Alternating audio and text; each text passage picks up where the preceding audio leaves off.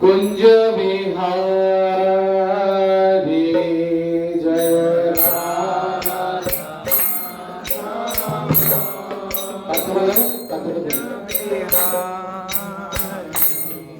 जय राधा माधव कुंज बिहारी।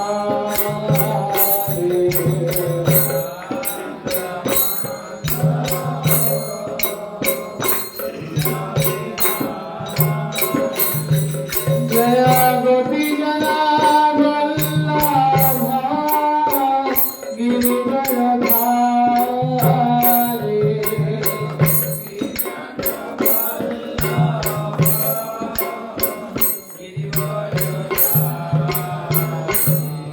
जय गोपी जना वल्लभा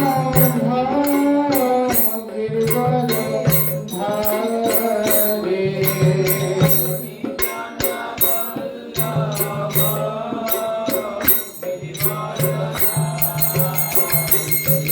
जय यशोदानंदन ब्रज जनरंजना।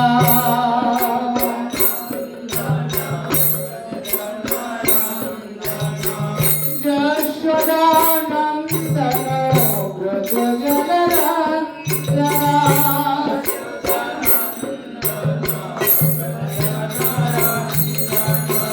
जमुना तीरा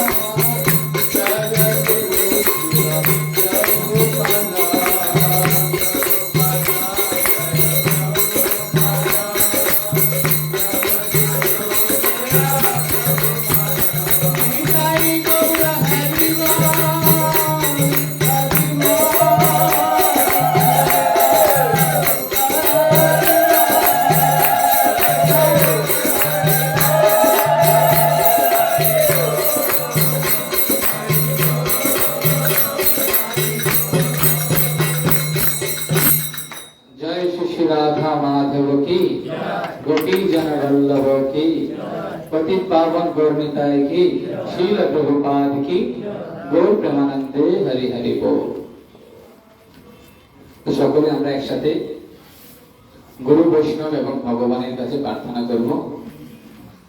ওম অজ্ঞানতিমিরান্ধস্য জ্ঞানাঞ্জনশলাকয়া চক্ষুর্মিলিतं येन তস্मै শ্রীগুরুবে নমঃ। শ্রীচৈতন্যমনঃভীষ্টং স্থাপিतं येन भूतले स्वयं रूपकदामयं ददाति स्वपदान्तिकम्। वन्दे अहं श्रीगुरु श्रीयुतपदकमलं श्रीगुरुन् वैष्णवांश्च श्रीरूपं षड्भुजातं सहगण रघुनाथं नितान्तं सजीवं स्वाद्वैतं सावधूतं परिजनसहितं श्रीकृष्ण चैतन्य देवं श्री राधा कृष्ण पदानां सहगण ललिता श्री विशाखान्वितांश्च नमं विष्णुपदाय कृष्णपृष्ठाय भूतले श्रीमते भक्ति वेदांत स्वामिनिति नामिने नमस्ते सरस्वती देवी गौरवाणी प्रचारिणे निर्विशेष शून्यवादी पश्चात्तरसुतारिणे नमो महावदन्नाय कृष्ण प्रेम प्रदायते कृष्णाय कृष्ण चैतन्य नाम्ने गौरते श्री नमः नित्यानंद नमस्तुभ्यं प्रेमानंद प्रदायिने कलुकल्मषनाशाय जन्मधिपतये नमः। पंचतत्वात्मकं कृष्ण भक्त रूप स्वरूपकं भक्तयोगतारं भक्तख्यं नमामि भक्तशक्तिकं नीलाचल निवासाय नित्याय परमात्मने बलभद्रा सुभद्राय जगन्नाथाय ते नमः। नमस्तस्तु फलग्नमः नमस्ते मुषलायुध नमस्ते रेवतीकान्त नमस्ते भक्तवत्सल हे कृष्ण करुणा सिंधु दीनबन्धु जगत्पते गोपेश गोपिका कान्त राधाकान्त नमस्तुते तप्त काञ्चन गौरांगी राधे वृन्दावनेश्वरी वृषभानुसुते देवी प्रणमामि हरे प्रिये वाञ्छाकल्पतरुभ्यश्च कृपा सिन्धुभ्येव च पतितानां पावनेभ्यो वैष्णवेभ्यो नमो नमः। आजमलं हितवज्रमहतावधातु संकीर्तनैकपितरो कमलायुधाक्षो विश्वम्भर द्विजबलो जुगधर्मपालो वन्दे जगत्प्रियकरो करुणावतारो। जय श्री कृष्ण चैतन्य प्रभु नित्यानंद श्री अद्वैत गदाधर श्रीवासादि श्री गौर भक्तवृंद। हरे कृष्ण कृष्ण कृष्ण हरे हरे हरे राम राम राम हरे हरे। ओम नमो भगवते वासुदेवाय ओम नमो भगवते वासुदेवाय ओम नमो भगवते वासुदेवाय। मुखं करोति वाचालं पंगुलं लंघयति यत्कृपातमहं वन्दे परमानन्दमाधवं। श्रीगुरुदिनतारिणं श्रीचैतन्येश्वरं परमानन्दमाधवम्। नमो विष्णुपदाय कृष्णपृष्ठाय भूतले श्रीमते भक्तिचारु स्वामिनिति नामिने स्निग्धचेता शुभ्रनेता भग्निनां चरशाप्लुतं प्रभुपादगतो प्राणं नौमि भक्तिचारुपदम्। यस्य प्रसादतु भगवत्प्रसादः यस्य प्रसादः ध्यायामस्तवं तस्य यशस्वी सङ्गं वन्दे गुरु श्रीचरणारविन्दम्। हरे कृष्ण। তো আমাদের প্রতি একাদশীতে এই হরিবাসর তিথি হয়, আর এই হরিবাসর তিথিতে আপনারা সকলেই উপস্থিত থাকেন। অত্যন্ত সৌভাগ্যের বিষয় যে ভগবানের কথা এই পবিত্র দিনে শ্রবণ করার গুরুত্ব অনেক। যদিও আজকের এই দিনটা কি, হরে কৃষ্ণ, কথা বলা যাবে না।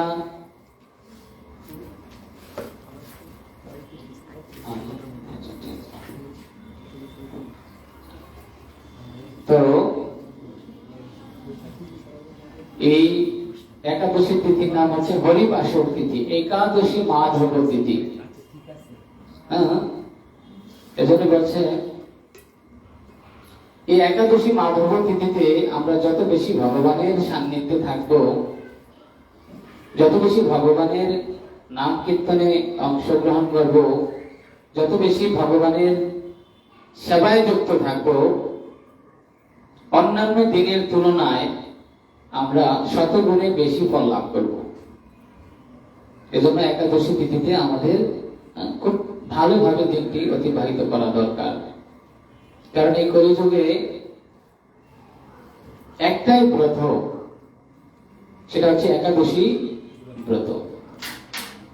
আমরা অন্যান্য ব্রত যদি আমরা 1000 অন্যান্য ব্রত, বিশেষ করে শাস্ত্রে বর্ণনা করা আছে, যদি আপনি মঙ্গলচন্দ্রী ব্রত 1000 ব্রত করেন আর একটা একাদশী ব্রত করেন, উভয়ের ফল এক। উভয়ের ফল কি? তাহলে বুদ্ধিমান মানুষ কি করবে? একাদশী ব্রত পালন করবে, তাই না? যদি আমি কম ইনভেস্টমেন্ট করে আমি যদি ভালো টাকা, ভালো প্রফিট পাই, তাহলে সেটাই তো বুদ্ধিমান লোকেরা করবে, তাই না? এই জন্য একাদশীর দিনটা হচ্ছে এমন, বুঝতে পারছেন? ভগবান একাদশী রূপে অবতীর্ণ হয়েছে, তার কারণ হচ্ছে এই কলিযুগের পাপী ব্যক্তিদের উদ্ধার করতে। এই কলিযুগের যে সমস্ত পাপী ব্যক্তিরা, তারা কি করছে? কোন রকম ভাবে তারা অন্নগত প্রাণ, তারা কি অন্নগত প্রাণ। এই কলিযুগ হচ্ছে পাপের যুগ। কলে দোষে নিধি রাজন অস্তি এক মহান গুণ। হচ্ছে এই কলের যুগ, এই কলিযুগটা হচ্ছে কি? দোষের সমুদ্র। আর এই দোষের সমুদ্রে আমরা সকলেই হাবুডুবু খাচ্ছি। আর ভগবান আমাদের মতো পাপী ব্যক্তিদেরকে উদ্ধার করার জন্য তিনি স্বয়ং একাদশী রূপে প্রকটিত হয়েছে। ভগবান স্বয়ং একাদশী রূপে প্রকটিত হয়েছে। এই জন্য আমরা বিভিন্ন দিকে ধাবিত হই, কিন্তু আসলে আমরা জানি না প্রকৃত পক্ষে কোনটা আমাদের করা দরকার। তা আমরা সেটা কিভাবে জানবো? আচ্ছা, আমাদের প্রকৃত পিতাকে, সেটা আমরা কার কাছে গেলে সঠিক খবরটা জানবো? আমার পিতাকে, আমার বাবাকে আমি কার কাছে গিয়ে বললে আমি সঠিক উত্তরটা জানবো? আমার মার কাছে। আমার মার কাছে গিয়ে বলি, মা আমার পিতাকে, তিনি বলে দিবেন হ্যাঁ উনি তোমার পিতা। উনি যখন সেই উত্তরটা দিবেন, এটার মধ্যে কোনো ভুল আছে? ভুল আছে? কিন্তু অন্যজনে বললে সেটার মধ্যে ভুল থাকতে পারে, কিন্তু মায়ের উত্তরটাকে কোনো ভুল থাকতে পারে না এই প্রসঙ্গে। এই জন্য শাস্ত্রে বলছে, এই সমস্ত শাস্ত্রকে তুলনা করছে কার সাথে? দেব মাতা। এই সমস্ত শাস্ত্রকে মায়ের সাথে তুলনা করছে। কার সাথে? এখন কোনটা করা ঠিক, কোনটা করা ভুল? আমার ভগবানের কাছে যাইতে হলে কি কাজ করতে হবে, কোন রাস্তায় আমাকে যেতে হবে, সেটা আমি কোথায় থেকে পাবো? কোথায় থেকে জানতে পারবো? এই শাস্ত্ররূপী মায়ের কাছ থেকে, শাস্ত্র থেকে। বুঝতে পারছেন? আপনাকে যদি ঢাকা যেতে হয়, ঢাকার গাড়িতেই উঠতে হবে, তাই না? আপনি যদি চট্টগ্রামের গাড়িতে উঠেন, ঢাকায় পৌঁছাতে পারবেন? তো ঠিক আমাদের পথ যাচাই করে তারপরে সেই পথে উত্তোলন হতে হবে। এই জন্য সেই পথে আমাদের অগ্রসর হতে হবে, না হলে তো আমাদের জীবন বৃথা। এমনিতেই আমাদের এই কলিযুগের মানুষের সময়সীমা কম। সময়সীমা কম কিনা? এবং যে যেভাবে বলতেছি সেই সেভাবে যদি আমরা পালন করতে থাকি, তাহলে লাভ হবে না। বুঝতে পারছেন? এই জন্য বুদ্ধিমান লোকেরা কি করবে? শাস্ত্রের শরণাগত হয়ে সেই শাস্ত্রের নির্দেশ ফলো করে সে ভগবানকে সন্তুষ্ট করার চেষ্টা করবে। আর এইভাবে ভগবত ধামে যাওয়া কখনো যাবে না। এই জন্য আজকে আমরা একটি সুন্দর বিষয় নিয়ে আলোচনা করব, ভগবানের অব্যক্ততা। ভগবানের অব্যক্ততা অত্যন্ত গুরুত্বপূর্ণ একটি বিষয়। আপনারা জানেন যে কয়দিন মহাভারতের যুদ্ধ হয়েছে? 18 দিন। এই 18 দিন যুদ্ধ করার পর পঞ্চপাণ্ডব জয়ী হয়েছে। ধর্মের জয় হয়েছে, অধার্মিককে যারা ধার্মিক তারা জয়লাভ করেছে, অধর্মের পরাজয় হয়েছে, অধার্মিকরা সে যুদ্ধক্ষেত্রে মৃত্যুবরণ করেছে। বুঝতে পেরেছেন? অধার্মিক কারা ছিল? দুর্যোধনাদিরা, কৌরবরা অধার্মিক ছিলেন, আর পাণ্ডবরা ধার্মিক ছিলেন। তো এইভাবে যুদ্ধ জয় করে ফেলছে। কিন্তু একজন ব্যক্তি আছে, সে এখনো জীবিত, সে মৃত্যুবরণ করে নাই। সে কে ব্যক্তিটা? ভীষ্মদেব তো আছেনই, আরেকজন আছে অশ্বত্থামা। কে আছে? অশ্বত্থামা। হ্যাঁ, সে গুরুদেবের পুত্র বলে তাকে হত্যা করে নাই, যে গুরুদেবকে হত্যা করেছি, ব্রাহ্মণ সন্তান হত্যা করা যাবে না, এরকম ভাবে তাকে রেখেছে, তাকে মারে নাই। আর অশ্বত্থামা কি করেছে? দুর্যোধন তো তার পা ভেঙে পড়ে আছে, হ্যাঁ, তার অভিশাপ ছিল যখন সে ভালো কাজের জন্য আফসোস করবে, ভালো কাজ করতে তো পারবে না, আফসোস করবে, তখন তার মৃত্যু হবে। যে না, এবং ভুল কাজের ভুল, ভালো কাজ এবং ভুল কাজ, ভালো কাজের জন্য সে আফসোস করবে, এবং তার দ্বারা যখন ভুল কাজ হয়ে যাবে তখন সে এই বিষয়ে আফসোস করবে যে না, আমার দ্বারা এই ভুল কাজটা হয়েছে। সে যখন সেটা বুঝতে পারবে যে আমার দ্বারা ভুল কাজ হয়েছে, তখন তার মৃত্যু হবে। কথা বুঝতে পারছেন? হ্যাঁ, সে ভালো মন্দের বিচার যখন তার মধ্যে আসবে, তখন তার মধ্যে তার কি হবে? মৃত্যু হবে। তো এখন দুর্যোধন এখনো তার প্রাণটা যায় যায় অবস্থা, এখনো যায়নি। তো অশ্বত্থামাকে বলছে যে তুমি আমাকে মুক্তি দাও। কিভাবে তুমি মুক্তি দিবে? যে এই যন্ত্রণা আমি সহ্য করতে পারছি, আমার যে পা ভেঙে আছে, এই পা ভাঙার যন্ত্রণা আমি সহ্য করতে পারছি না, তুমি আমাকে মুক্তি দাও। কিভাবে?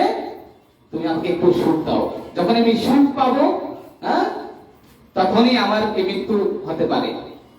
তখন তুমি বলছে কিভাবে?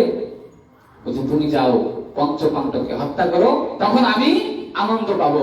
আর যখন আমি আনন্দ পাবো, হ্যাঁ, তখন আমার একটু দুঃখ হবে, একটু আনন্দ হবে। যে তোমার ভাই একটু দুঃখ হবে, সাথে সাথে একটু আনন্দ হবে যে আমি এতদিন যাবো যে যার শত্রুতা, যার সাথে শত্রুতা করেছি, সে তো তাকে তুমি একটু শাস্তি দিতে পেরেছি, এইভাবে তখন আমার মৃত্যু হতে পারে। তখন অশ্বত্থামা বলছে যে আমি যাচ্ছি। তখন রাতে তারা সকলেই গঙ্গায় স্নান করতে গেছে।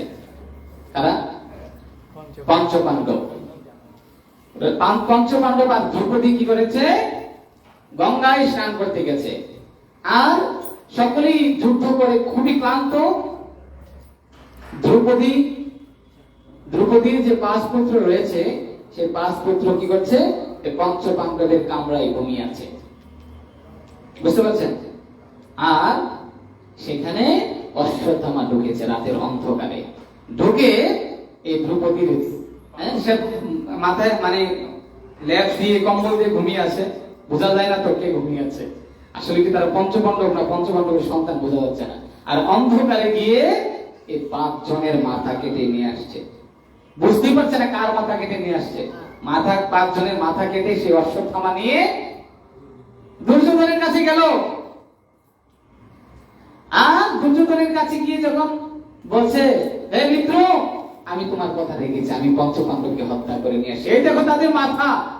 তখন দুর্যোধন বলছে, ভীমের মাথাটা আমাকে দাও, আমি ভীমের মাথাটা আমি নিজের হাতে ঘোরাবো। বুঝে গেছে? তো ভীমের মাথা, অন্ধকারে একটা মাথা দিছে, চাই না এটা ভীমের মাথা। আর যখন হাত দিয়ে এভাবে ঘোরা করে, মানে এভাবে চাপ দিয়েছে, এটা ঘোরার মতো হয়ে গেছে। বুঝতে পারছেন তো? হ্যাঁ, একদম মস্কে গেছে।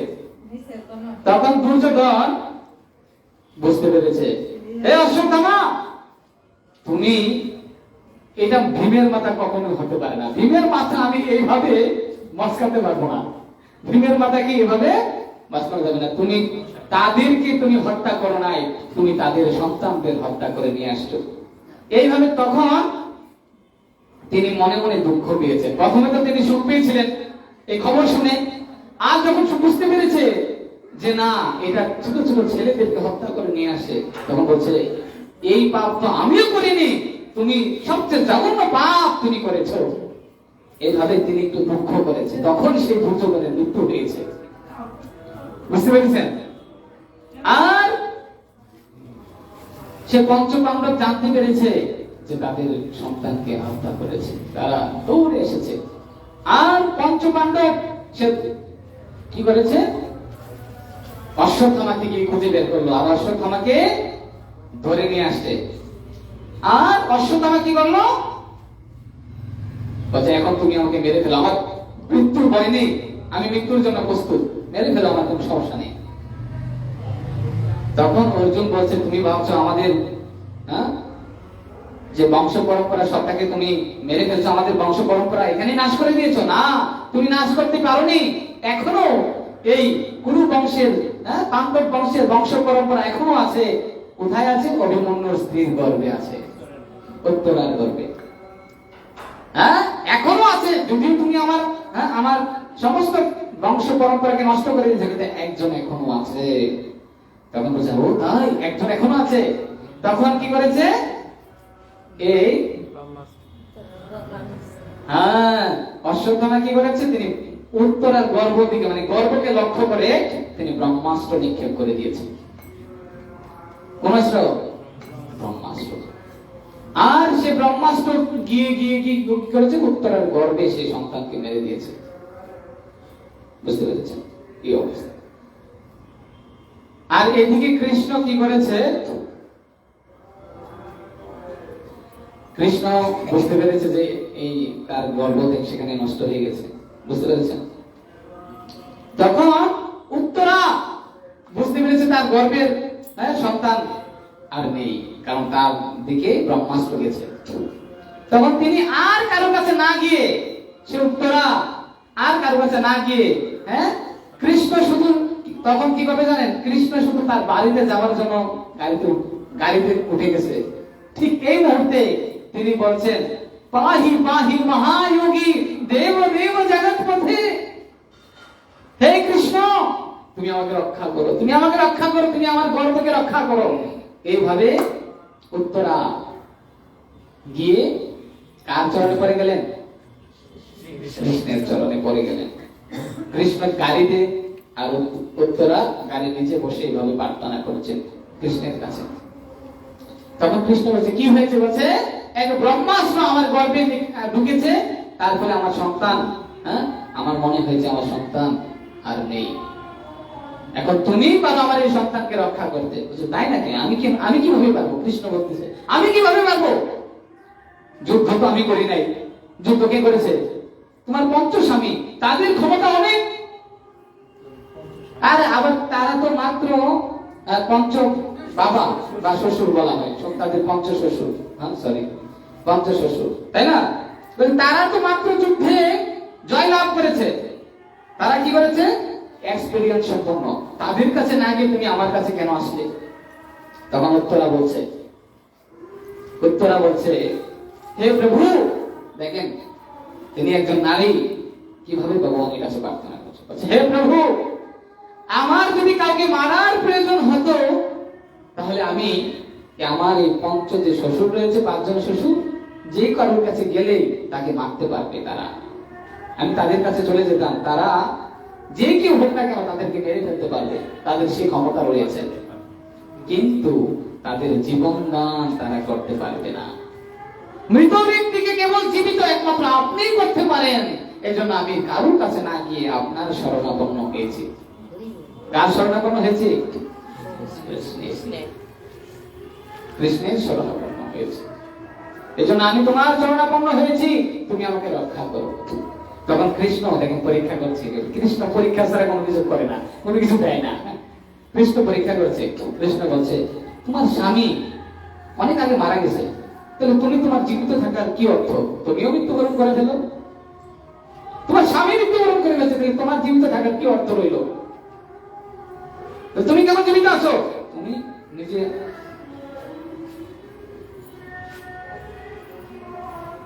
নিজে ভক্ত হতে পারো, তুমি যে দেহ রেখে কি তোমার দেহ ত্যাগ করে গেল? তখন সে উত্তরা বলছে আমি আমার দেহ ত্যাগ করে দিব যে কোনো মুহূর্তে, কিন্তু আমার সন্তানের একটি আচরও পড়তে আমি দেব না।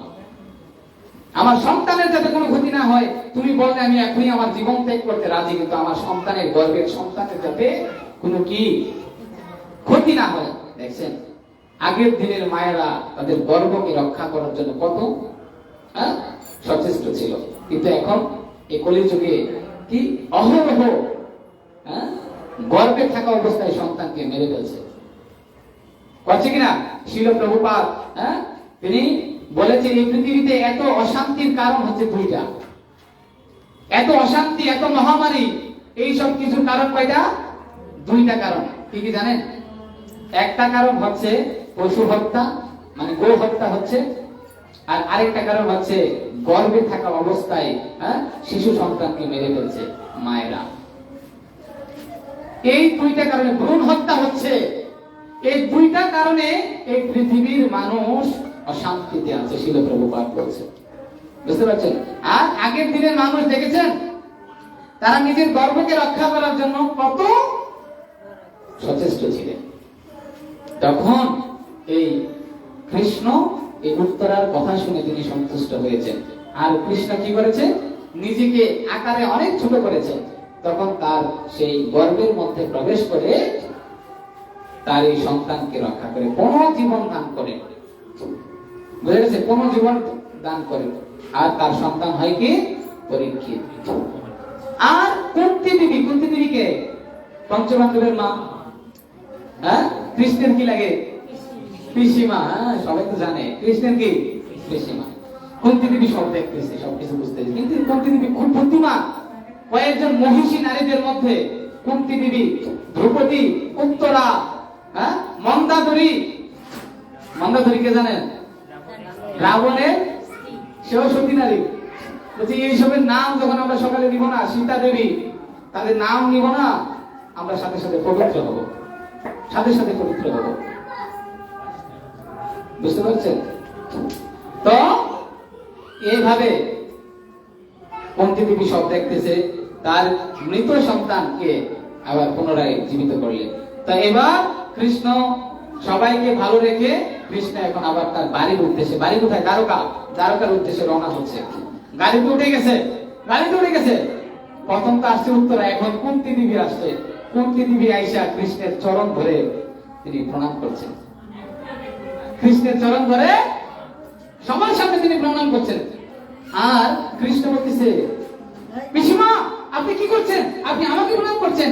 আপনি আমার মায়ের মতো, মা আর পিসির মধ্যে কোনো পার্থক্য নেই, তাহলে তুমি আমাকে কেন প্রণাম করছো? তখন কৃষ্ণকে কুন্তি মহারানী বলছেন, কি বলছেন জানেন? বলছেন, তুমি বয়স যদি বিবেচনা করা হয় তাহলে হয়তোবা তোমার থেকে আমি বড়, কিন্তু তত্ত্ব দিয়ে তুমি আমার থেকে বড়। কারণ কি? সেই কথা ব্রহ্মা বলেছেন। কি বলেছেন? ঈশ্বর পরম কৃষ্ণ সচ্চিদানন্দ বিগ্রহ অনাদিরাধি গোবিন্দ সর্বকারণ কারণ। ব্রহ্মা কি বলেছেন? যে তুমি অনাদির আধি। খুব মন দিয়ে শুনতে হবে কথাগুলো, নাইলে বুঝতে পারবেন না। খুব মন দিয়ে, আমার দিকে মন দিয়ে কথা শুনতে হবে, কথাগুলো বুঝে আনন্দ পাবেন, আপনার জীবনে কাজে লাগবে। বুঝতে পারছেন? তখন এই কুন্তি দেবী বলছেন যে তুমি হচ্ছে সকলের আধি। তিনি প্রার্থনা দিয়ে তিনি কি করছেন? শ্লোক করছেন। তিনি বলতেছেন, নমস্তেস্তু নমস্তে পুরুষম তু আদ্যম। তিনি বলছেন, নমস্তে পুরুষম তু আদ্যম, আমি তোমাকে প্রণাম করছি কারণ তুমি সমস্ত কিছুর আধি। আদ্যম মানে আধি। আরে তুমি বলতেছো তোমার বড় আমি, আরে তুমি তো সকল জীবের আধি। দেখেন কত সুন্দর প্রার্থনা তিনি করেছেন। তিনি সকল কিছু, তিনি আদি। আমরা দেখতে পাই যে আমাদের বংশ পরম্পরা সবচেয়ে যদি আগে আগে যেতে যেতে যেতে যেতে যাই, সকলের বংশ পরম্পরা একদম আদি প্রান্তে যদি কাউকে গিয়ে পাই, তিনি কে হবেন? ভগবান শ্রীকৃষ্ণ। তিনি সর্বপ্রাচীন ব্যক্তি। বুঝতে পারছেন? দেখুন তারপর দেখেন এই শ্লোকটা কিভাবে বলছে। প্রথমে বলছে নমস্তে পুরুষম তু আদ্যম, ভগবানকে প্রথমে প্রণাম করেছেন যে তুমি হচ্ছে সকলের আদি, তুমি কি সকলের আদি। সেই কথা ব্রহ্ম সংহিতায় বলেছেন। তাহলে আমি আর আপনি বললে সেটা কেউ বিশ্বাস করবে না, কিন্তু ব্রহ্মা বললে সেটা তো বিশ্বাস করতেই হবে, তাই কিনা? ব্রহ্মা বলেছে যে তুমি সেটা বিশ্বাস করতে হবে কিনা? হ্যাঁ, তুমি সকলের আদি এবং তুমি কি ঈশ্বরে প্রকৃতি পরম, তুমি হচ্ছে ঈশ্বর। তুমি কে? কোন থেকে প্রার্থনা করছে, কত সুন্দর প্রার্থনা। একজন নারী কিভাবে ভগবানের প্রার্থনা করে। ঈশ্বর মানে কি?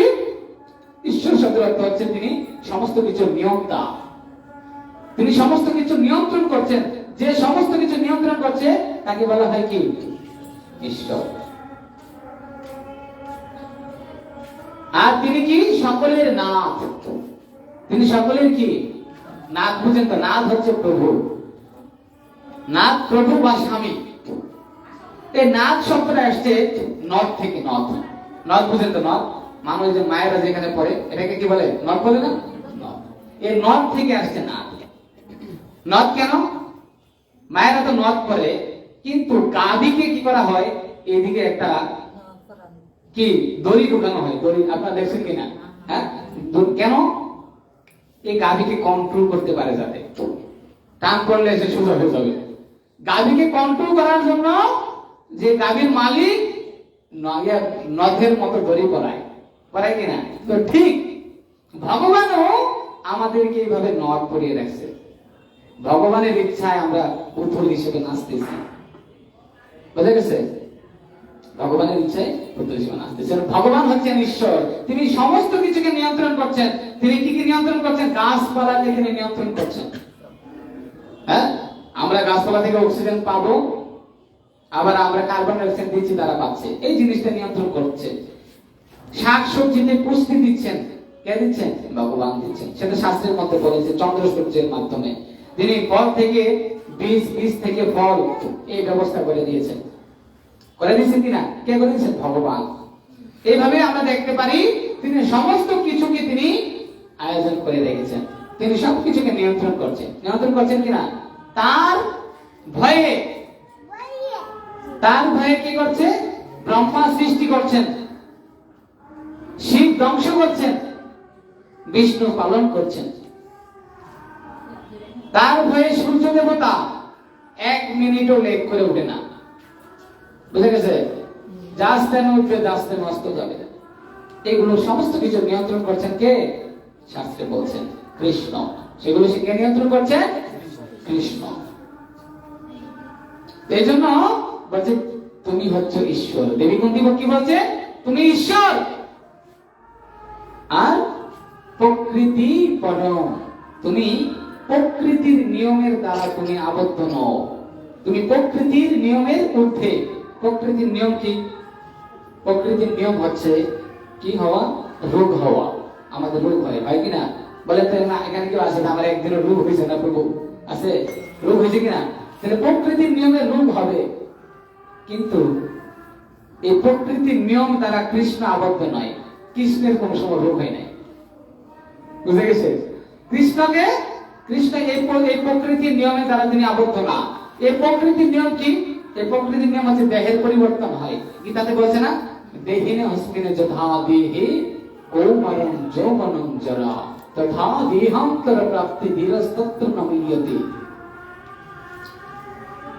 প্রকৃতির নিয়ম কি? আমাদের দেহ পরিবর্তন হবে। কিভাবে?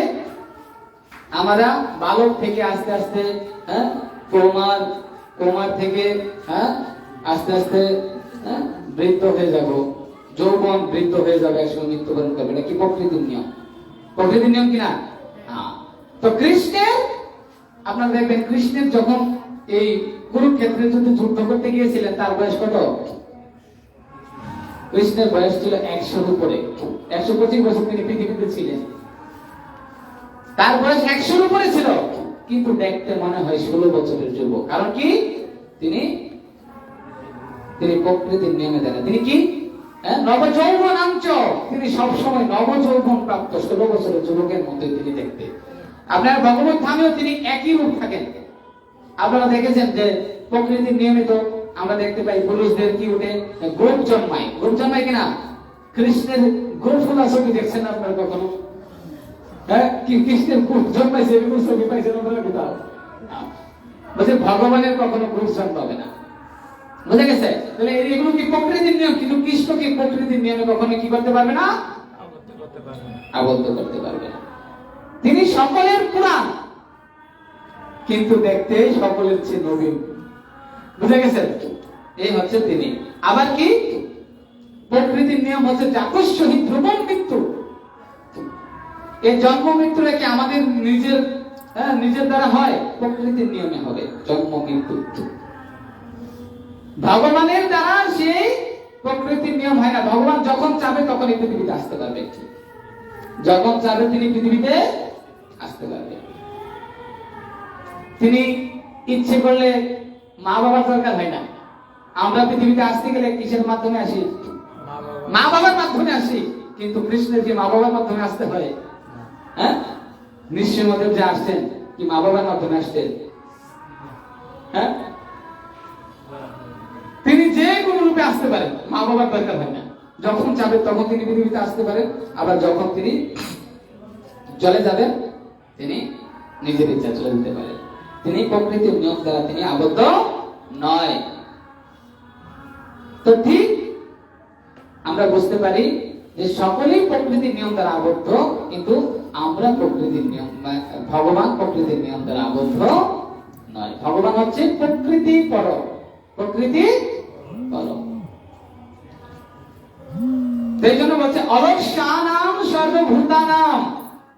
তারপরে দেবী কুন্তী বলছেন অলক্ষ্যানাম সর্বভূতানাম। আপনি অন্তর্বাহির অবস্থিতাম, বলছে আপনি সকল জায়গার মধ্যে, বাইরে ভিতরে সব জায়গার মধ্যে অবস্থান করছেন। ভগবান সব জায়গার মধ্যে অবস্থান করছেন। বুঝতে পারছেন? কি কি জায়গায়? শ্রীমদ্ ভাগবত বলছেন ভগবান 3 জায়গার মধ্যে থাকেন। কয় জায়গায়? মানে 3 রূপে থাকেন। 3 জায়গায় বলতে সমস্ত জায়গায় থাকেন 3 রূপে। কয় রূপে? সমস্ত জায়গায়। এখানে বলছে অলক্ষ্যানাম সর্বভূতানাম অন্তর্বাহির অবস্থিতাম। তিনি সমস্ত কিছুর মধ্যে আছেন, কিন্তু তাকে কি করা যায় না? দেখা যায়? অলক্ষ্যানাম, তাকে দেখা যায় না।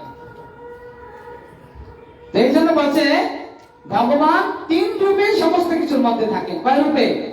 শ্রীমদ্ ভাগবতম বলছে বদন্তি তৎ বিদ তত্ত্বম যদ জ্ঞানম অধ্যয়ম ব্রহ্মেতি পরমাত্মেতি ভগবান ইতি শব্দতে। ভগবান কি কয় রূপে থাকেন? 3 রূপে। একটা ব্রহ্ম রূপে, আর কি পরমাত্মা রূপে, আর ভগবান রূপে। ভগবান 3 রূপে সব জায়গার মধ্যে থাকেন, ব্রহ্ম, পরমাত্মা এবং ভগবান। কি বুঝতে পারছেন? ব্রহ্ম, পরমাত্মা এবং ভগবান। ব্রহ্মরূপে তিনি কোথায় থাকেন? বলছে এই পৃথিবী সমস্ত কিছু কোনো না কোনো পদার্থ দ্বারা তৈরি। সমস্ত কিছু পদার্থ দ্বারা তৈরি। এই ওয়াল বানাইছেন পদার্থ, হ্যাঁ, এই যে এটা বানাইছেন এটা একটা পদার্থ, করতাল এটা পদার্থ দ্বারা তৈরি। যে এই পৃথিবীর যা কিছু দেখতেছেন সকল কিছু কোনো না কোনো পদার্থ দ্বারা তৈরি। এই পদার্থকে যদি আমি খণ্ডন করি, ভাগ করি, কি পাবো? পরমাণু পাবো। পরমাণুকে ভাগ করলে কি পাবো? প্রথমে অণু পাবো, অণু থেকে পরমাণু, পরমাণু ভাগ করলে ইলেকট্রন, প্রোটন, নিউট্রন পাবো কিনা? 3টি কণিকা পাবো। ভগবান বলছে এই ইলেকট্রন, প্রোটন, নিউটনের মতো ছোট ছোট কণার মধ্যে আমি অবস্থান করি কি রূপে? ব্রহ্মরূপে। বুঝতে পারছেন? তাহলে ভগবান প্রত্যেকটি কণার মধ্যে অবস্থান করছেন ব্রহ্মরূপে। আর এই পৃথিবীতে যত জীব আছে সমস্ত জীবের হৃদয়ে তিনি পরমাত্মা রূপে অবস্থান করছেন। কি রূপে? ব্রহ্মরূপে প্রত্যেকটা অনুপরমাণুর মধ্যে, পরমাত্মা রূপে প্রত্যেকটা জীবের মধ্যে, আর ভগবান রূপে মন্দিরে দ্বিভুজ শ্যাম সুন্দর মুরলীধর রূপে তিনি মন্দিরের ভক্তদের জন্য কৃপা করার জন্য তিনি স্বয়ং স্বরূপে বিদ্যমান। বুঝতে পেরেছেন? তাহলে এখন এই 3 রূপের মধ্যে কোন রূপটা শ্রেষ্ঠ রূপ? ব্রহ্ম, পরমাত্মা, ভগবান। কোন রূপটা শ্রেষ্ঠ রূপ? ভগবান। আচ্ছা, এখানে ব্রহ্ম শ্রেষ্ঠ রূপ কারা? ব্রহ্মের পক্ষে কারা কারা আছে? নাই। পরমাত্মার পক্ষে কারা কারা নাই? আচ্ছা, ভগবানের পক্ষে কারা কারা আছে? হাত তুলেন দেখি। ভগবানের রূপটা শ্রেষ্ঠ রূপ, তাই না? কেমন? যেমন একটা উদাহরণ দিলে আপনারা বুঝবেন এই তিনটা রূপের। যেমন একটা একটা গ্রাম অঞ্চলে কখনো ট্রেন আসে না, এরা ট্রেন দেখে নাই, কিন্তু ওই গ্রামের মানুষ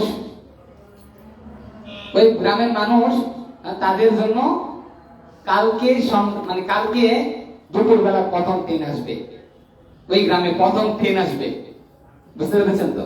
তো ওই গ্রামের মানুষ সবাই ব্যস্ত, সবাই কাজকর্মে ব্যস্ত, কাম না করলে এরা খাবার নাই, বুঝা গেছে? তাদের ইচ্ছা হচ্ছে ট্রেন দেখা, আবার কাজে না গেলেও তাদের খাওয়ানো হবে না। কি করেছে?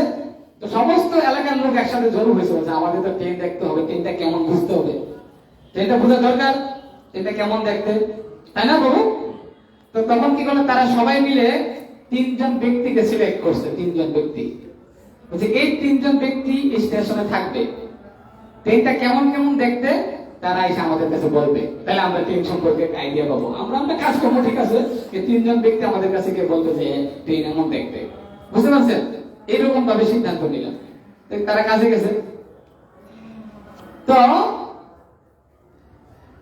ট্রেন আস্তে আস্তে বের করে ফেলছে, সন্ধ্যা হয়ে গেছে, বুঝে গেছে? ট্রেন তো বুঝে নেই বাংলাদেশের ট্রেন, তাই না? সন্ধ্যা হয়ে গেছে, দুপুরের ট্রেন সন্ধ্যার দিকে আসছে। হ্যাঁ, বুঝতে পারছেন তো? এখন তো একটু তাড়াতাড়ি আসে, হ্যাঁ, আগে অনেক দেরি করে আসতো ট্রেন।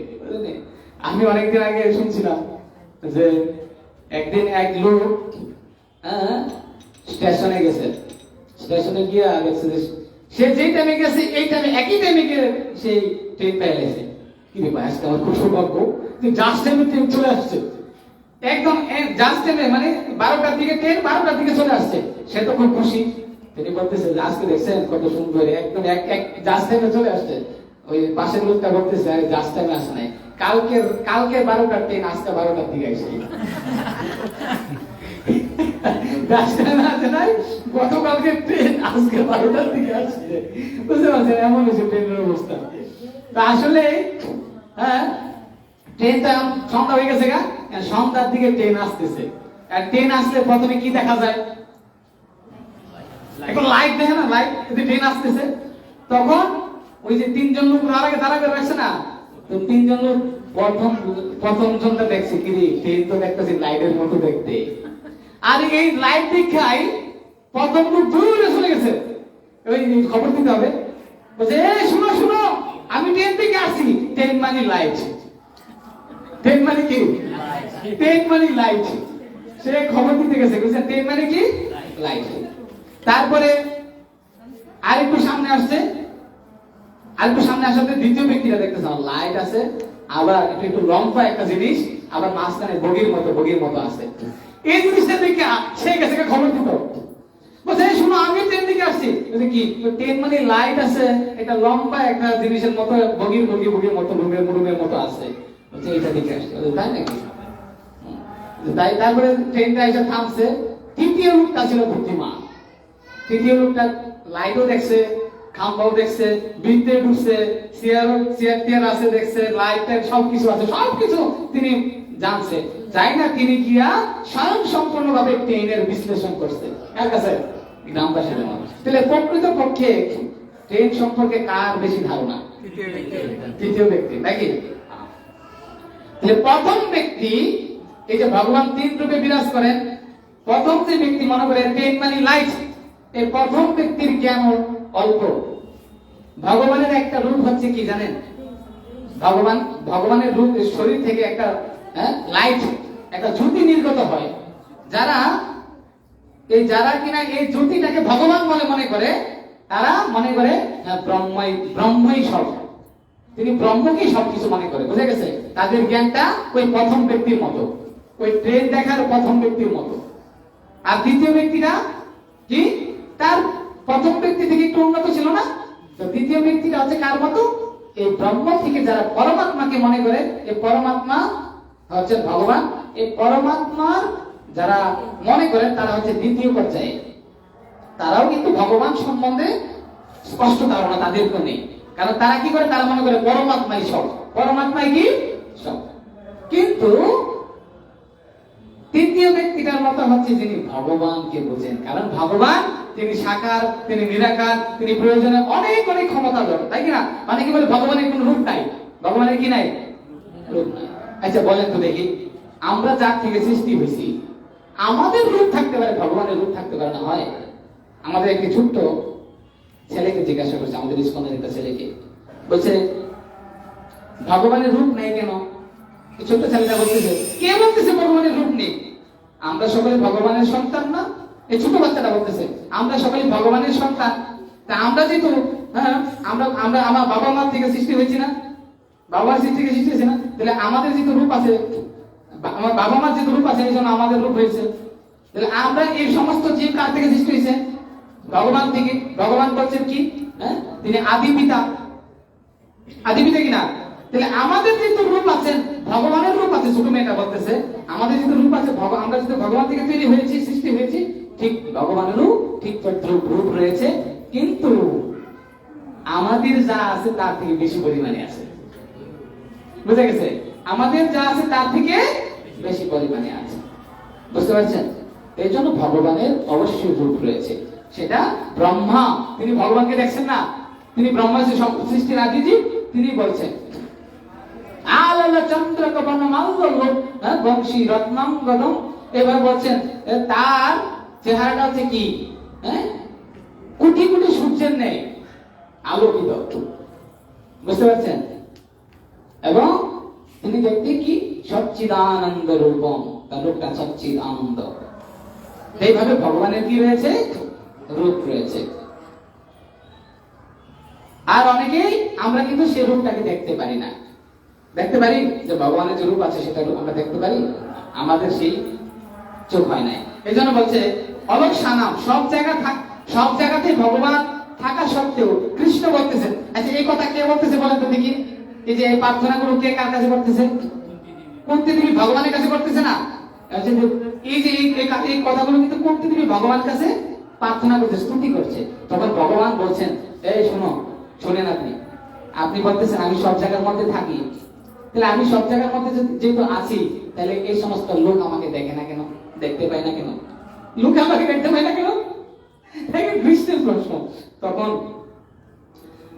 কুন্তি দেবী বলছে অলক সানাম, তুমি অলক সানাম মানে তুমি সব জায়গায় আছো, কিন্তু তা সত্ত্বেও ভগবান তোমাকে দেখতে পায় না। তার কারণ কি? তুমি সকলের চোখে একটা চশমা লাগাই রাখছো। কি লাগাই রাখছো? কি চশমা সেটা? মায়ার চশমা। কি চশমা? মায়ার চশমা। তুমি সকলের চোখের মধ্যে একটা চশমা লাগিয়ে রাখছো। যেমন আমি যদি দেখি যে আমি এই রুমে আছি, অন্য রুমে আরেকজন ব্যক্তি আছে, আমি তাকে দেখতে পাচ্ছি না, মাঝখানে একটা কি আছে? পর্দা লাগানো আছে, এই জন্য দেখতে পাচ্ছি। পর্দা লাগানো আছে, দেখতে পাচ্ছি না। তো ঠিক দেখেন, যখন আয়না যখন বালু ধুলাবালি দিয়ে একদম ভরানো থাকে, তখন নিজের চেহারা নিজে দেখা যায় না। তো ঠিক আমার আর ভগবান, আপনার সবচেয়ে কাছের জিনিসটা, সবচেয়ে কাছে যে রয়েছে সেটাকে পরমাত্মা। কারণ আত্মার সবচেয়ে কাছে রয়েছে কে? পরমাত্মা। তারপরে আরেকজন ব্যক্তি আছে। তাহলে আত্মার কাছের ব্যক্তিটাকে আমরা দেখতে পাচ্ছি না। কারণ কি জানেন? কারণ ভগবান আত্মার পরমাত্মার মাঝখানে একটা পর্দা লাগিয়ে রাখছে। সে পর্দাটার নাম কি? মায়ার পর্দা। এই জন্য বলছে যে ভগবান সব জায়গার মধ্যে আছে, তবু ভগবানকে দেখতে পাচ্ছি না। কেন জানেন? ভগবান নিজেকে আড়াল করে রাখছে। গীতাতে বলছে না, মত্ত পরতরম ন্যান্যাৎ কিঞ্চিদস্তি ধনঞ্জয় ময়ি সর্বমিদং কৃতম সূত্রে মণিগণাইব। যে ফুলের মালার ভিতরে সুতা আছে, সুতাটাকে আমরা দেখতে পাই না। ঠিক ভগবান এই সুতার মতো লুকায়িত অবস্থায় আছে। সমস্ত জীবকে তিনি ধরে রাখছেন, সমস্ত দেব দেবতাদের তিনি ফুলের মতো ধরে রেখেছেন। সমস্ত সবাইকে দেখতে পাই, কিন্তু ভগবানকে দেখা যায় না। এজন্য বলছে ভগবানকে যদি দেখতে হয় তাহলে কি করতে হবে? আমাদের চোখের সামনে যে পর্দা রয়েছে, মায়া যবনে কাষ্টান্নম, এই মায়ারূপী যে পর্দা আছে, এই পর্দাটাকে আমাদের কি করতে হবে? সরাতে হবে। এই মায়ারূপী পর্দা সরানোর উপায় কি? এই যে পর্দাটা সরাইলে আপনি ভগবানকে দেখতে পাচ্ছেন, তাহলে এটার উপায়টা কি? কিভাবে আমি সেই পর্দাটাকে সরাইতে পারি, তাহলে আমি ভগবানকে দেখতে পাবো? বুঝে গেছে? সেই পর্দা সরানোর উপায়টা ভগবান ভগবত গীতায় বলেছেন। কোথায় বলেছেন? তিনি বলছেন দৈবিহি এইসাম গুণময়ী মম মায়া দূরত্বয়া, দৈবী ঈশা গুণময়ী মম মায়া দূরত্বয়া। মানে কি? আমরা এই ভগবানকে দেখতে পাচ্ছি না, মায়ের কারণে, মায়া এত শক্তিশালী, মায়াকে অতিক্রম করা কঠিন। কিন্তু সেই ব্যক্তি ভগবান মায়াকে অতিক্রম করে ভগবানকে দর্শন করতে পারে। কোন ব্যক্তি? মাময়ী পদে প্রপদ্যন্তে মায়াম এতম তরন্তিতে। যে ব্যক্তি ভগবান শ্রীকৃষ্ণের পাদপদ্মে আশ্রয় গ্রহণ করেছে, সর্বতভাবে তার শরণাগত হয়েছে, তিনি ভগবানকে সচক্ষে দেখতে পায়। তিনি তখন মন্দিরে বিগ্রহকে, পাথরের মূর্তি দেখে না, তখন তিনি দেখে স্বয়ং কৃষ্ণ। তিনি কি দেখেন? স্বয়ং কৃষ্ণ। তো এই জন্য আমাদের ভক্তির দ্বারা এই যে আমাদের যে পর্দা, এই পর্দা সরানোর একটাই উপায়, কি করতে হবে?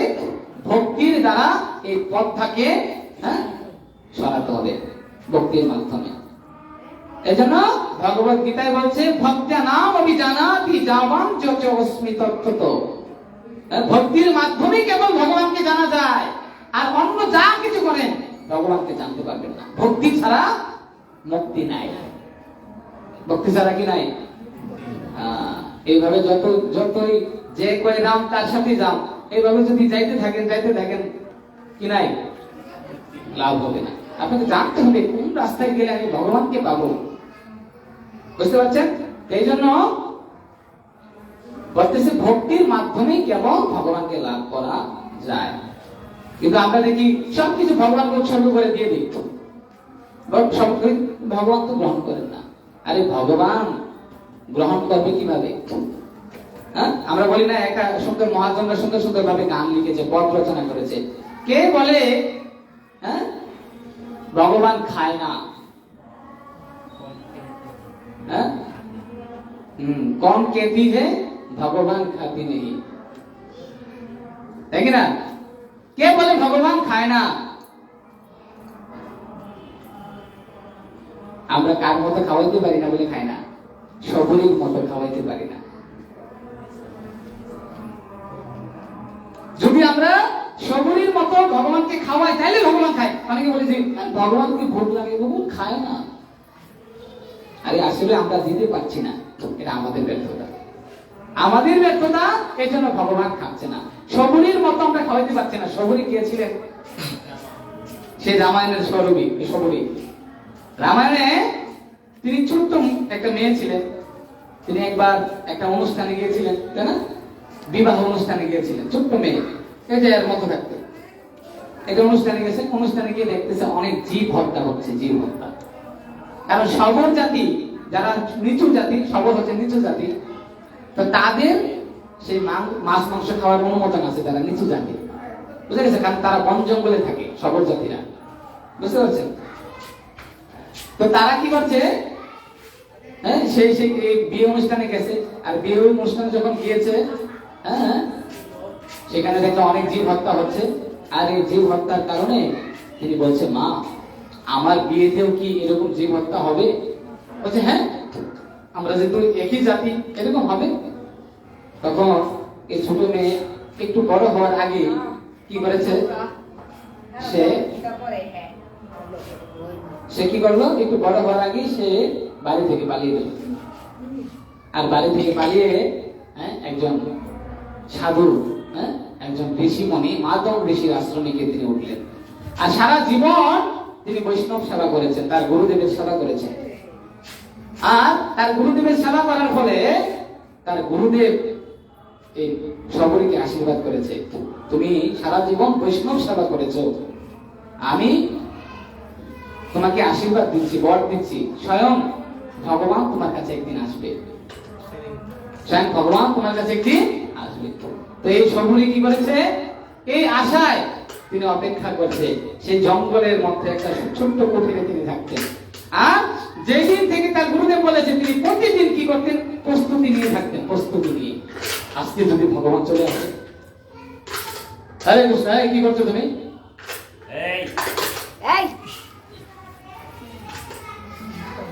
সে কি করতো, একটা প্রস্তুতি নিয়ে থাকতো, বুঝলেন তো? ভগবান যদি আজকে চলে আসে, আজকে যদি চলে আসে আমার কাছে, এইভাবে তিনি একটা প্রস্তুতি নিয়ে থাকতেন। বুঝতে পারছেন? প্রতিদিন তিনি একই রকম ভাবে তিনি কি করতেন, গাছ থেকে ফুল পেরে নিয়ে আসতেন, ফল নিয়ে আসতেন। এইভাবে ফুল ফল পেরে নিয়ে তিনি ভগবানের জন্য অপেক্ষা করতেন। প্রতিদিন তিনি ফুল দিয়ে রাস্তা সাজিয়ে রাখতেন, ফুল দিয়ে যে ভগবান এই রাস্তায় আমার ঘরে আসবে, ফুল দিয়ে তিনি রাস্তা সাজিয়ে রাখতেন। বুঝতে পেরেছেন? এইভাবে প্রত্যেকটা দিন, সেই ছোট্টবেলা অবস্থায় থেকে ভগবান তার গুরুদেব বলে গেছেন, তিনি প্রতিদিন এইভাবে এইভাবে করছেন। কিন্তু আমরা যদি গুরুদেব বলে কয়েক মাস করার পরে আর করতাম না, আয়না দিন ছেড়ে দিলেন। কিন্তু সে কি করছে, এমন অবস্থা হয়েছে, একসময় সে বৃদ্ধ হয়ে গেছে, এমন বৃদ্ধ তার চোখগুলো সেইভাবে খুলতে পারে না, সেইভাবে মানে আঙ্গুল দিয়ে চোখ খুলতে হয়, এমন বৃদ্ধ হয়ে গেছে। তো তিনি প্রতিদিনের ন্যায় এই বৃদ্ধ অবস্থায় তিনি একটু উঠতে দেরি হয়ে গেছে। আর হঠাৎ করে এই দিন ভগবান রামচন্দ্র, সীতা এবং লক্ষ্মণ তার দরজার সামনে হাজির। আর তিনি দেখে হতভম্ব হয়ে গেছেন যে আমি চিরকাল যার জন্য অপেক্ষায় আছি, আজ সেই প্রভু রামচন্দ্র আমার ঘরের মধ্যে এসেছে। তিনি কি দিবেন, তার ঘরের মধ্যে কিছুই ছিল না, তার ঘরের ছোট্ট একটি জলছকির মধ্যে তাকে বসতে দিয়েছে। আর শাস্ত্রে বলছে যে তিনি রামচন্দ্রকে পা ধোয়াবেন, কিন্তু তিনি তো এত বৃদ্ধ, তিনি উঠতে পারছেন না, কিভাবে কি জল আনবেন। তথাপিও ভগবান যখন আসছেন তখন তার মধ্যে একটু শক্তি সঞ্চারিত হয়েছে। আর রামায়ণে বর্ণনা আছে, তিনি কি করলেন, এই চোখের জল দিয়ে ভগবান রামচন্দ্রের পা ধৌত করেছেন, পা ধৌত করেছেন। আর এভাবে পা ধৌত করানোর পর তার মধ্যে যখন একটু শক্তি সঞ্চারিত হয়েছে, তখন তিনি গিয়ে ভগবানের জন্য বড়ই পেরে নিয়ে আসছে। কি নিয়ে আসছে? এমন ভাবে বড়ই পেরে নিয়ে আসছে, কিছু মানে বড়ি নিয়ে আসছে, আর বড়ই অনেকগুলো নিয়ে আসছে। তো এর মধ্যে দেখতেছে কোন বড়ইটা মিষ্টি, খেয়ে খেয়ে দেখছে, একটু খাচ্ছে, তো খেয়ে দেখতেছে এই বড়ইটা মিষ্টি আছে, না ভগবান তুমি এটা খাও, আর এটা একটু টক ফেলে দিচ্ছে, বুঝেছে? এইভাবে তখন রামচন্দ্র যে ছোট ভাই লক্ষ্মণ, তিনি রেগে গেছেন, আপনি ভগবানকে আপনার উচ্ছিষ্ট জিনিসটা খেতে দিয়েছেন। তখন রাম বলছে, রাখো, এটা উচ্ছিষ্ট জিনিস নয়। সে প্রত্যেকটা বড়ই টেস্ট করতেছে, যাতে সে কোনটা মিষ্টি, সে মিষ্টিটা আমাকে দিচ্ছে। দেখো, সে একটা ভালো মিষ্টি, একটা মিষ্টি বড়ই দিতে সে কতগুলো টক বড়ির স্বাদ গ্রহণ করেছে। তারপরে সে একটা মিষ্টি বড়ই আমাকে দিচ্ছে। এটা মিষ্টি বড়ই না, এটা উচ্ছিষ্ট বড়ই না, এটা তার প্রেম, তার ভালোবাসা, তার ভক্তি, তার শ্রদ্ধা, আর আমি এই জন্য সেটা গ্রহণ করব। এজন্য বলছি, আমরা যে ভগবানকে খাওয়াচ্ছি, 56 ভোগ দিচ্ছি, কিন্তু আমরা ঠিক মতো ভগবানকে খাওয়াইতে পারছি না বলে খাচ্ছে না। আমরা যদি ঠিক মতো ভগবানকে খাওয়াইতে পারতাম, তাহলে ভগবান আমার নিজের হাতে খাইতো। বুঝতে পারছেন? উড়িষ্যাতে এক ব্রাহ্মণ থাকতে, তিনি ভগবান আলাল না, ভগবান বিষ্ণুর বিগ্রহ, ভগবান গোপাল ছিলেন এখানে, অনেক অনেক গোপালের ভোগ লাগাইতেন। তো গোপালের এভাবে ভোগ লাগাইতেন। একদিন তিনি ভিক্ষা করতে যাবেন, ব্রাহ্মণ তো গরিব ব্রাহ্মণ, ভিক্ষা করতে চলে যাবেন সকালে। তো তিনি বলছেন, আজকে তো আমি একটা দূরের গ্রামে যাবো ভিক্ষা করতে, তো আজকে আমি দুপুরবেলা মনে হয় না আসতে পারবো। তো আজকে দুপুরে তাদের একটা ছোট্ট সন্তান ছিল, তাদের একটা ছোট্ট কি ছিল, সন্তান ছিল। তো বলছে, এই ছোট্ট সন্তান বলছে, আজকে সেই আমাদের সন্তানকে দিয়ে ভোগ লাগিয়ে দিও। ছোট্ট সন্তান, সে ভগবানকে ভোগ লাগিয়ে দিল, তারপরে তোমরা প্রসাদ দিও, এভাবে বলে গেছে। আর দুপুর হলো, তার মা ভোগ রান্না করে দিল। আর ছোট্ট ছেলে তো বলছে, আমি তো ভোগ কিভাবে লাগাইতে হয় জানি না। বলছে, না, তুমি গিয়ে জাস্ট এইভাবে এইভাবে এইভাবে লাগিয়ে দিও, তাইলে হবে। তো সে ছোট্ট ছেলেটা কি করেছে, ভগবানের ভোগ নিয়ে ভগবানের সামনে রাখছে, জল দিয়েছে, তুলসী পাতা দিয়েছে, সবকিছু দিয়েছে। তো সে জানে তার মধ্যে একটা ধারণা আছে যে ভগবানকে ভোগ লাগাইলে ভগবান খাইতে আসে। বুঝে গেছে যে ছোট ছেলে তো প্রথম ভোগ লাগাইতে গেছে, ভগবানকে বলতেছে, ভগবান এই যে আমার মা সুন্দরভাবে এত সুন্দরভাবে সুস্বাদু করে রান্না করেছে, তুমি তাড়াতাড়ি আসো, খেয়ে ফেলো, তাড়াতাড়ি খেয়ে ফেলো, আমি খেতে যাবো।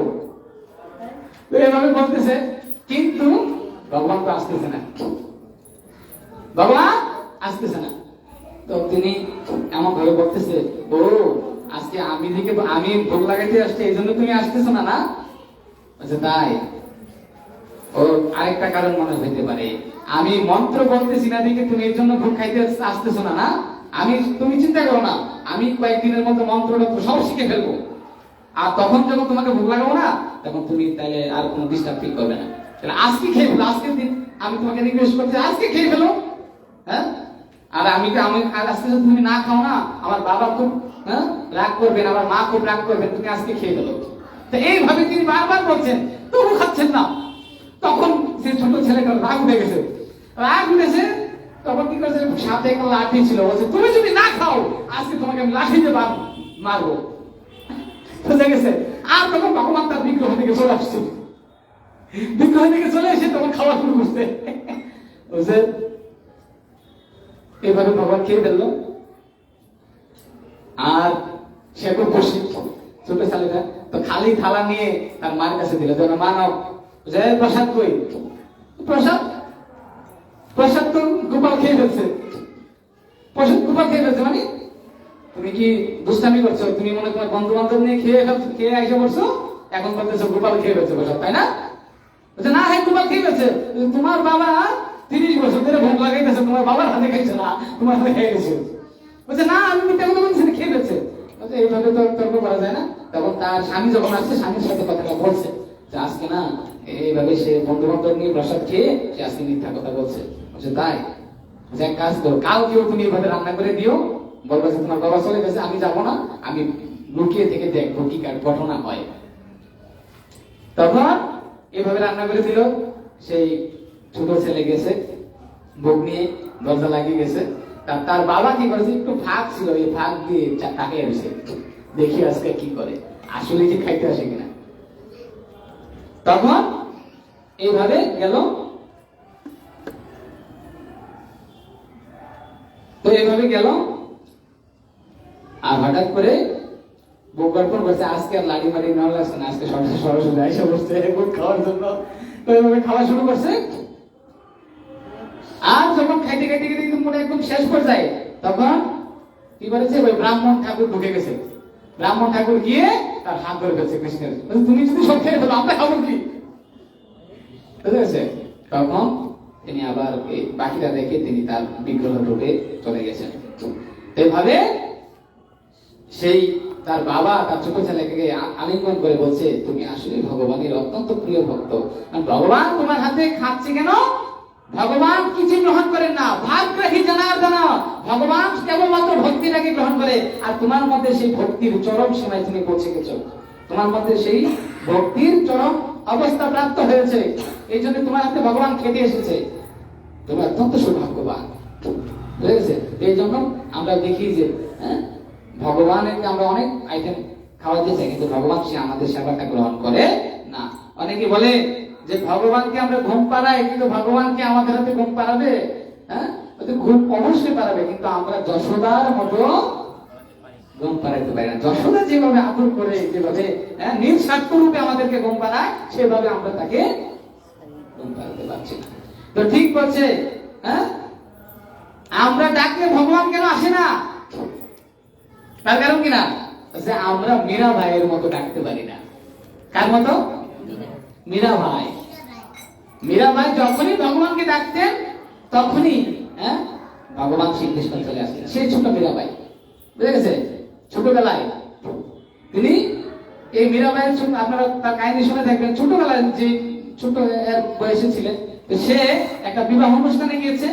তো সেখানে গিয়ে ছোট্ট মেয়ে বলছে, মা এখানে কি হচ্ছে? এখানে বিয়ে হচ্ছে, যেটা হচ্ছে বর, একটা যেটা হচ্ছে বউ, তাদের বিয়ে হবে।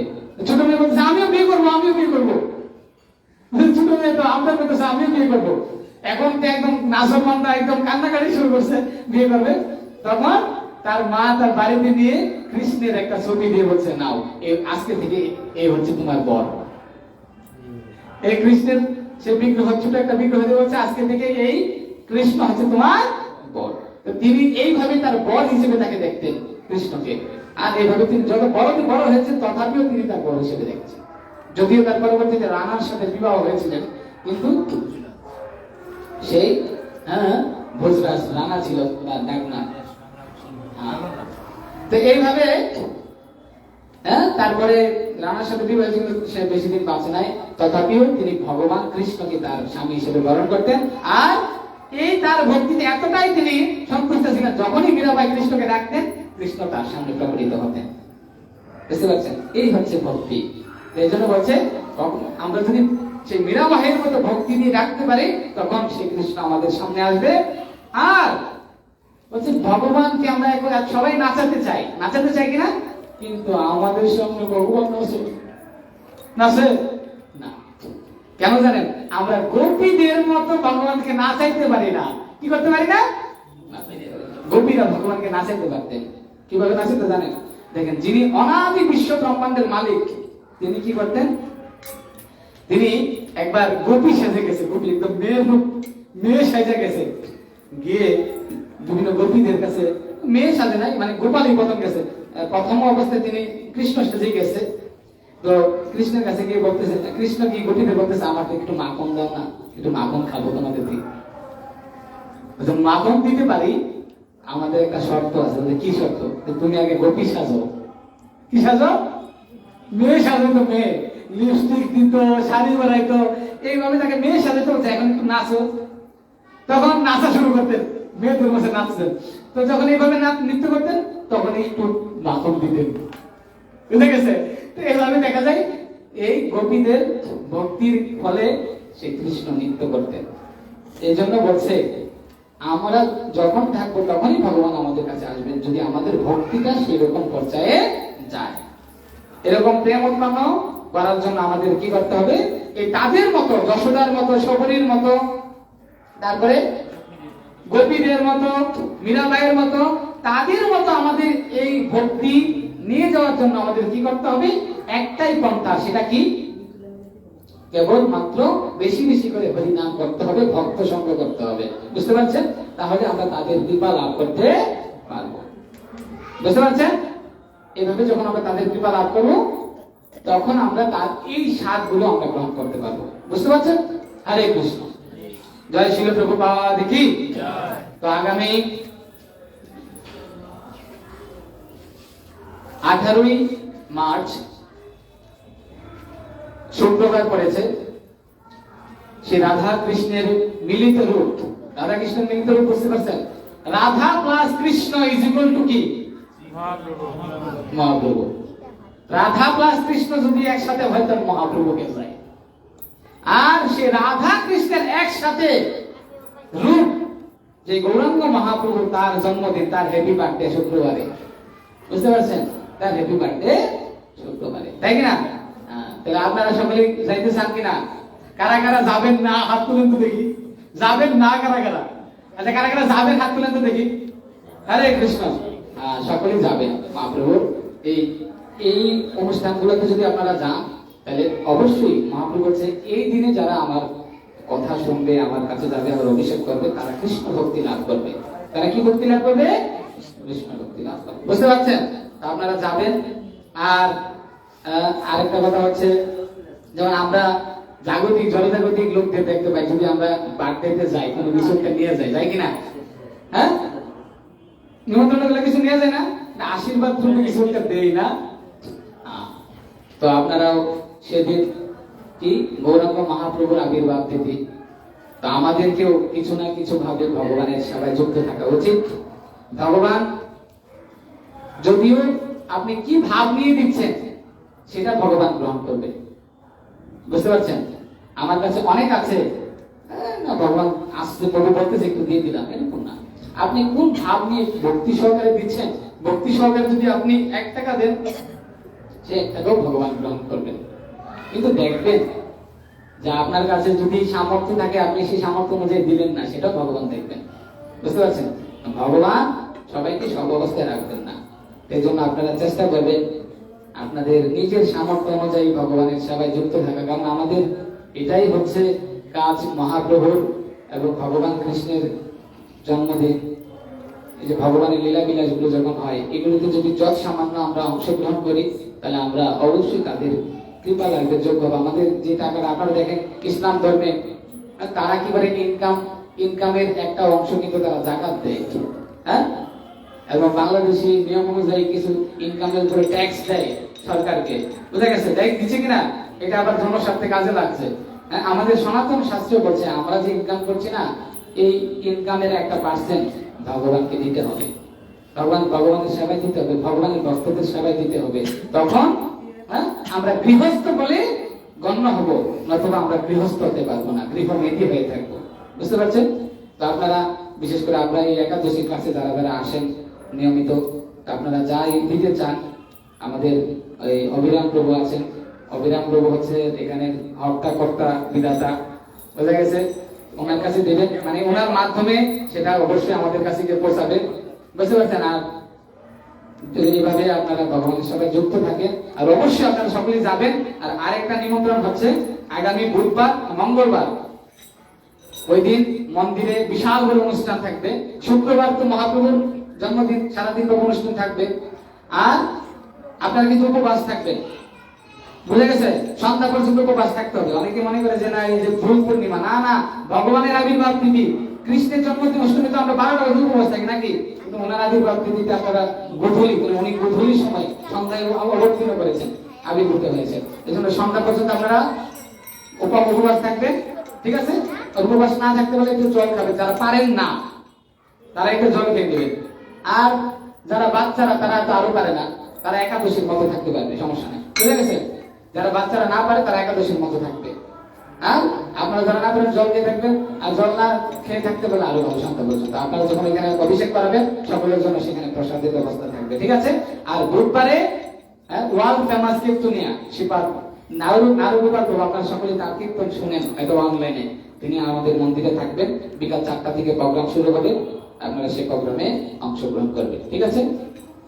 মঙ্গলবারের প্রোগ্রামে নিমন্ত্রণ দিলাম এবং শুক্রবারের প্রোগ্রামে। আর আপনাদের সেই অর্জিত উপার্জন ভগবানের সেবায় দিবেন, সেই আশা ব্যক্ত করে আমরা এখানে যাচ্ছি। হরে কৃষ্ণ কৃষ্ণ কৃষ্ণ হরে হরে, হরে রাম রাম রাম হরে হরে। জয়